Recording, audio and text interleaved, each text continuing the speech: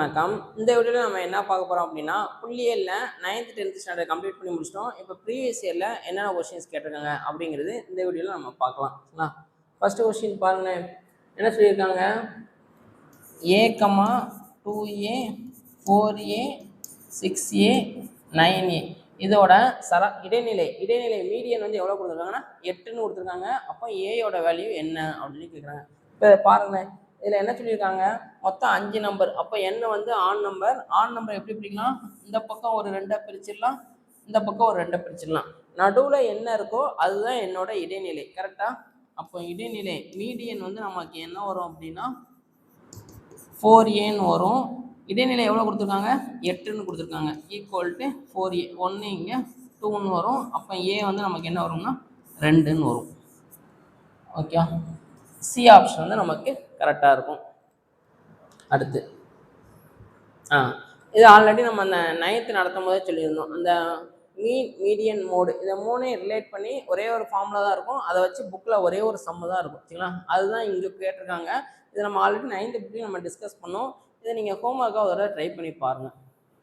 அந்த ஃபார்முலா ஏன் வந்துச்சு அப்படின்னா ஈஸியாக நீங்கள் செஞ்சிடலாம். ஓகே, ஃபார்முலா வேணும் அப்படின்னா 9th ஸ்டாண்டர்டை போய் ரெஃபர் பண்ணி பாருங்கள், இங்கே இருக்கும். சரிங்களா? அடுத்து 3வது சம். இதில் என்ன சொல்கிறாங்க? 6 தரவுகளின் சராசரி 45.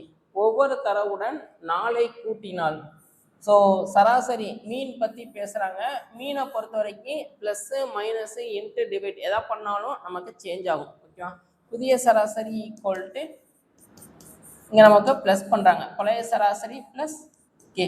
அப்போ பழைய சராசரி வந்து 45, எல்லாத்தோடையும் ஒரு 4ஐ கூட்டுறாங்க. அப்போ ஆன்சர் வந்து 49ன்னு வரும். ஓகேவா?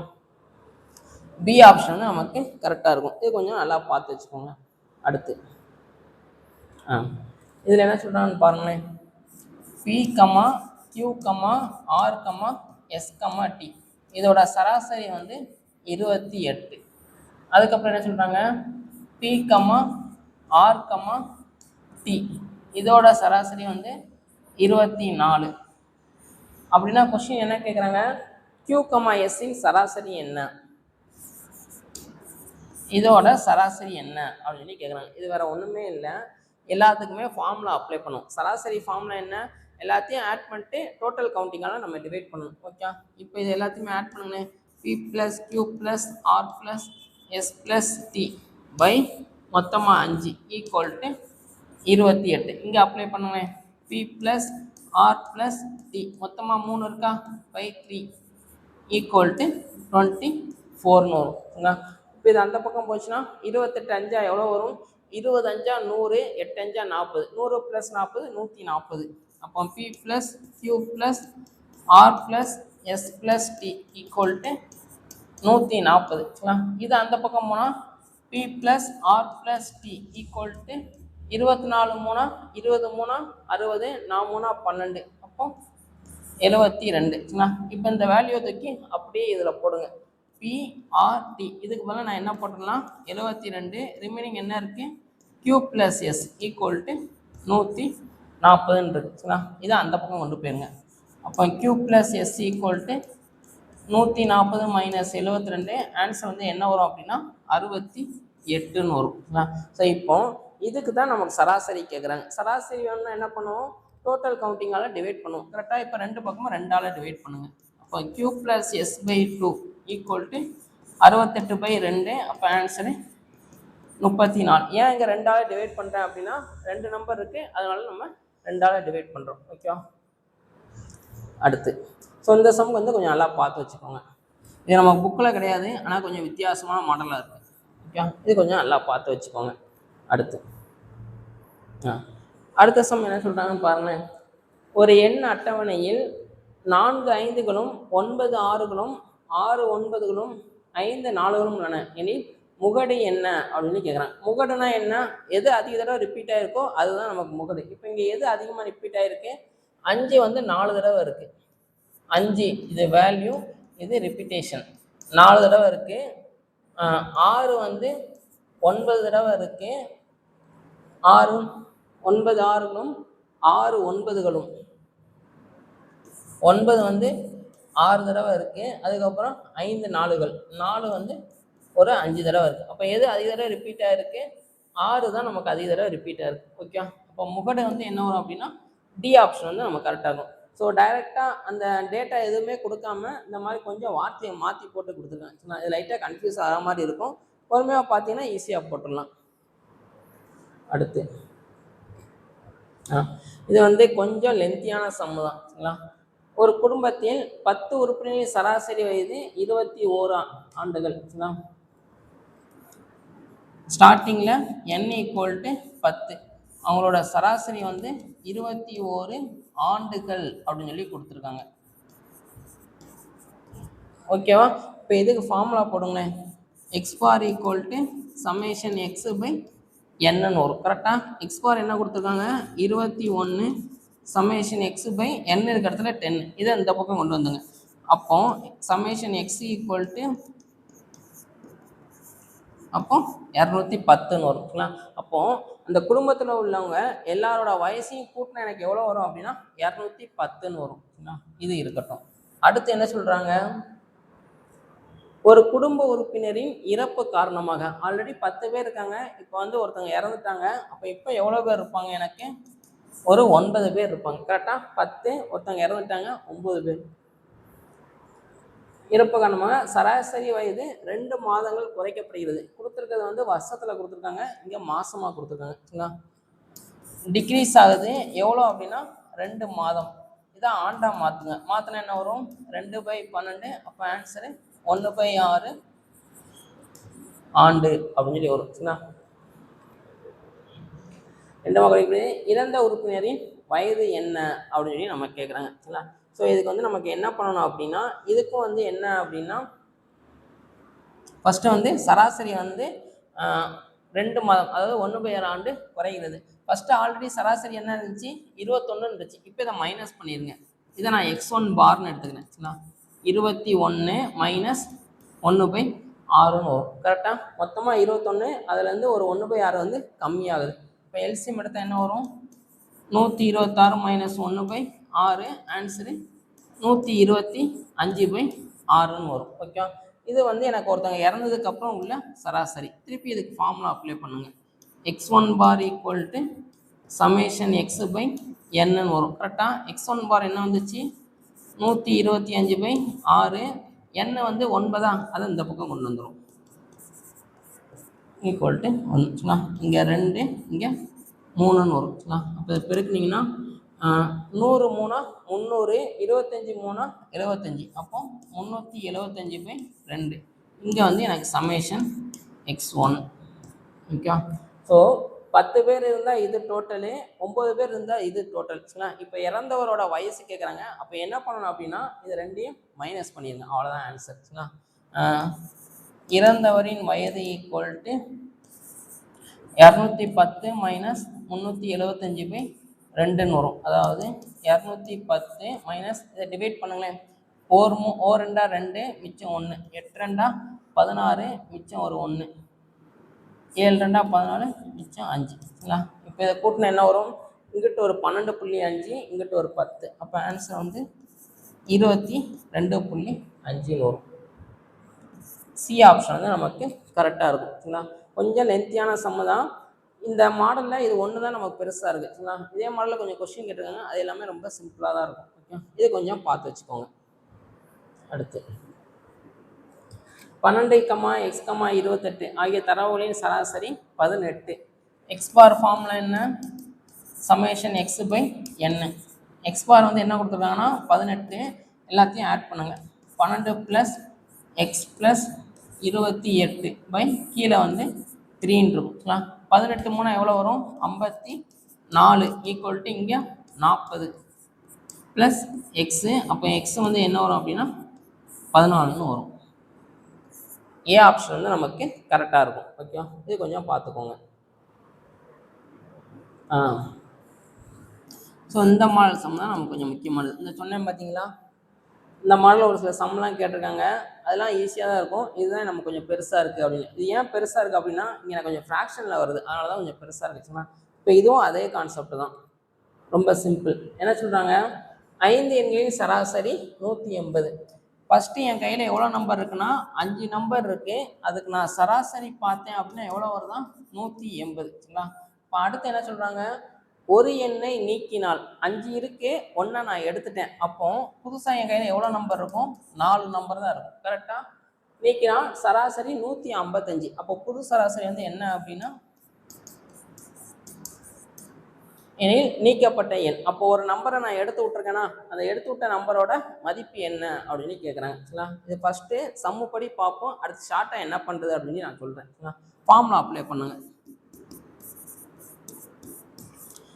எக்ஸ்பார் எவ்வளவு 180 இன்ட்டு இந்த எண் இந்த பக்கம் வரட்டும் 5 ஈக்குவல் டு சமேஷன் எக்ஸ். இப்போ பெருக்குனீங்கன்னா 0 8 40 மிச்சம் 4 4 5 9. சரிங்களா? 900 ஈக்குவல் டு சமேஷன் எக்ஸ். இது இருக்கட்டும். அடுத்து இங்கே வாங்களேன், இதுக்கு ஃபார்முலா அப்ளை பண்ணுங்கள். x1 bar equal to summation x1 by n. x1 bar எவ்வளவு 155 into 4 equal to summation x1. இப்போ இதை பெருக்குனா என்ன வரும், 5 20 மிச்சம் 2, 5 20 22 மிச்சம் 2 620 சமேஷன் x1. அவ்வளோதான். ஓகே, அவங்க கொடுத்துருக்க டேட்டா வச்சு நான் இதை கண்டுபிடிச்சிருக்கேன். இப்போ நீக்கப்பட்ட மதிப்பு என்ன வரும் அப்படின்னா 2 மைனஸ் பண்ணிடுங்க. 900 மைனஸ் 620. ஆன்சர் வந்து இங்கே ஒரு 80 வருமா, 80னா 700, அப்போ 280ன்னு வரும். பி ஆப்ஷன் வந்து நமக்கு கரெக்டாக இருக்கும். ஓகேவா? இது வந்து நமக்கு சம்முப்படி சால்வ் பண்ணுறது. இப்போ ஷார்ட்டாக எப்படி பண்ணலாம் அப்படின்னா வேறு ஒன்றுமே இல்லை, இது ரெண்டையும் பெருக்கிடுங்க. பெருக்கினா எவ்வளோ வரும் 900 மைனஸ் அடுத்து இந்த ரெண்டையும் பெருக்கிடுங்க. ஒரு எண்ணை நீக்கிட்டா கையில் எவ்வளோ இருக்கும்னா 4 இருக்கும். இது ரெண்டையும் பெருக்குனீங்கன்னா 100 நாளாக 400 55 நாங்களா பெருக்குனீங்கன்னா எவ்வளோ வந்துச்சு அப்படின்னா 620. ரெண்டையும் மைனஸ் பண்ணிங்கன்னா அதுதான் ஆன்சர். சரிங்களா? இது வந்து நம்ம ஷார்ட்டாக பண்ணுறது. ஓகே, இந்த மாடலில் கொஸ்டின் வந்து நம்ம கொஞ்சம் கேட்டிருக்காங்க. இது கொஞ்சம் நல்லா பார்த்து வச்சுக்கோங்க. ஓகே, கொஞ்சம் முக்கியமானது. அடுத்து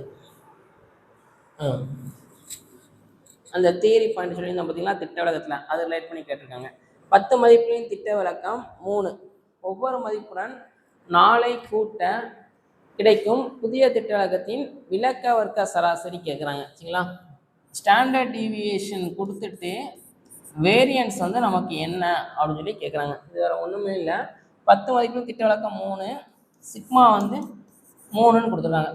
4 கூட்ட ப்ளஸ் பண்ணுறாங்க. கரெக்டாக? ப்ளஸ் பண்ணால் மைனஸ் பண்ணால் நமக்கு நோ சேஞ்சு. ஓகே, அப்போ புதிய திட்ட விளக்கம் வந்து நமக்கு என்ன வரும்னா அதே தான் வரும். ஏன்னா இப்போ கொஸ்டின் வந்து விளக்க வர்க்க சராசரி வேரியன்ஸ் கேட்குறாங்க.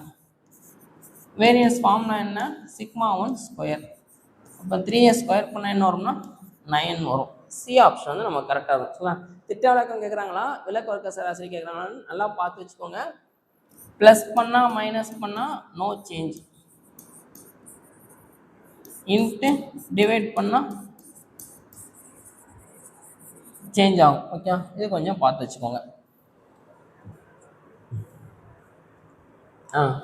இது பாருங்களேன், இதுவும் நம்ம கொஞ்சம் முக்கியமானது. ஒரு வகுப்பில் உள்ள 10 மாணவர்களின் சராசரி உயரம் 150. சரிபார்க்கும் போது 140 சென்டிமீட்டர் என்பதை 130 சென்டிமீட்டர் என தவறாக எடுத்துக்கொள்ளப்பட்டது. சரிங்களா? இதே மாதிரி ஒரு சம்மு 9th ஸ்டாண்டர்டில் ஒரே ஒரு சம் பார்த்துருப்போம். அது ரிலேட்டடாக நமக்கு நிறையா சம் இங்கே கேட்டிருக்காங்க. 3 ஸ்டெப்பு. என்னென்ன ஸ்டெப்பு கண்டுபிடிக்கணும், டிஃப்ரென்ஸ் பார்க்கணும், இது எல்லாமே 9th ஸ்டாண்டர்டில் டீட்டெயில்டாக சொல்லியிருப்போம். அதுக்கப்புறம் அதிகரிக்கும் சராசரி பார்க்கணும், அதுக்கப்புறம் புதிய சராசரி. ஓகே, இப்போ வித்தியாசம்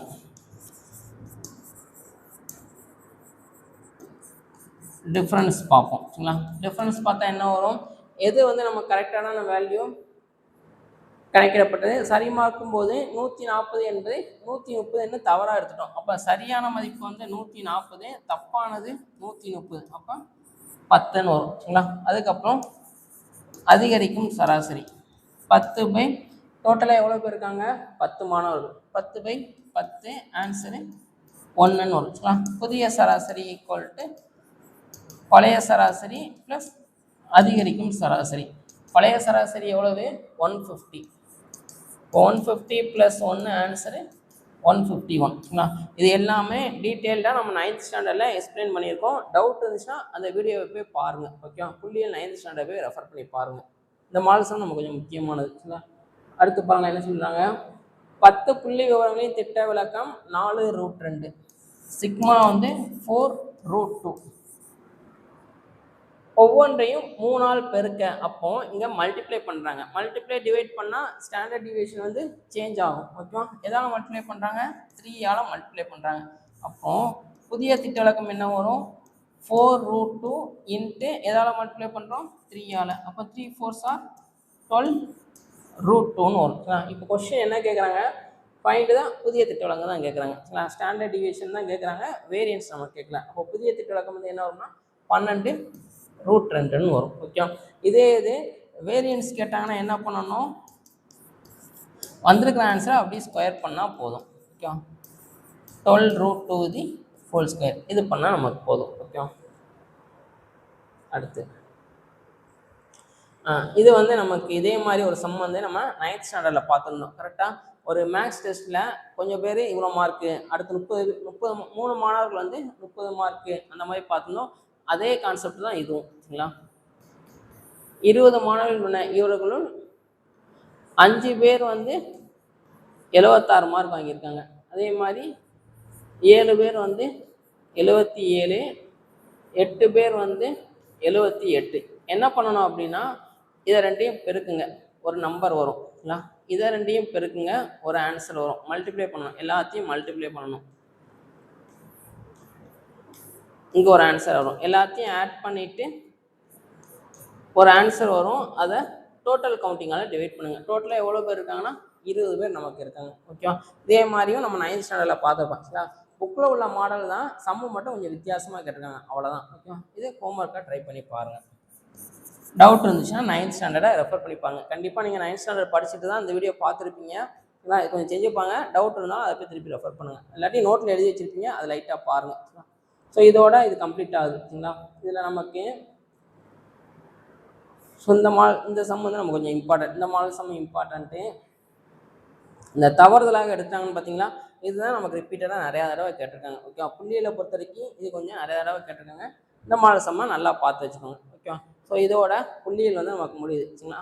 அடுத்து நம்ம என்ன பார்க்க போகிறோம் அப்படின்னா நிகழ்தகவு டாபிக் பார்க்க போகிறோம். அதை அடுத்த வீடியோவில் நம்ம பார்க்கலாம் சரிங்களா. நடத்தின வரைக்கும் எல்லாமே நல்லா நோட்டு போட்டு எழுதி வச்சுட்டு டெய்லி ரிவிஷன் பண்ணிகிட்டே இருங்க சரிங்களா. அதுதான் நமக்கு கடைசியாக ஹெல்ப் பண்ணும். ஓகேவா, தேங்க்யூ.